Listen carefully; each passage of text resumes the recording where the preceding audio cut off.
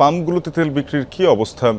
গ্রাহকরা গণপরিবহনগুলো ঠিকঠাক তেল পাচ্ছে কিনা, চলতে পারছে কিনা? সাফিন, গণপরিবহনগুলো যে জ্বালানি তেল সেটি আসলে সব ক্ষেত্রে ঠিকমতো পাচ্ছেন না। বেশিরভাগ ক্ষেত্রেই দেখা যাচ্ছে তাদেরকে দীর্ঘ লাইনে দাঁড়িয়ে কিন্তু তাদের যে ডিজেলটি সংগ্রহ করতে হচ্ছে, কারণ কুমিল্লার সবগুলো পাম্পে কিন্তু আসলে তেল পাওয়া যাচ্ছে না এবং অনেকেই তেল বিক্রি করছেন না। ফলে যে ভোগান্তি সেটি কিন্তু আসলে রয়ে গেছে। এখানে আমরা পেট্রোল মালিকদের সঙ্গে কথা বলেছি, যারা পাম্প মালিক রয়েছে তাদের সঙ্গে কথা বলে যেটি জেনেছি আসলে তাদের চাহিদা মোতাবেক তেল না পাওয়ায় যে তেলের গাড়ি রয়েছে সেটির আসলে খরচ বেড়ে যাওয়ায় কিন্তু আসলে তেল কিনে তারা পোষাতে পারছেন না। ফলে যে বড় বড় যে পাম্পগুলো আছে সেগুলো কিন্তু একদিন পর পর জমিয়ে তারা তেল আনছেন, ফলে কিন্তু এই যে গ্রাহকের যে ভোগান্তি এবং দীর্ঘ লাইন সেটি কিন্তু আসলে আগের মতোই রয়ে গেছে। তবে আজকে শুক্রবার যে ডিপো বন্ধ থাকার কারণে কিন্তু শহরের কোনো পাম্পেই তেল দেওয়া হচ্ছে না। এছাড়া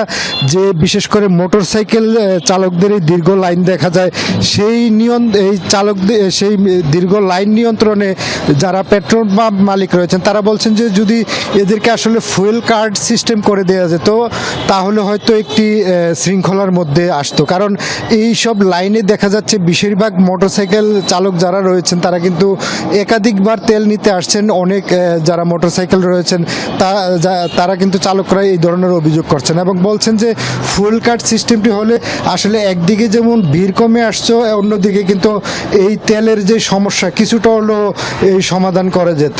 সাফিন, খোকন, ধন্যবাদ আপনাকে।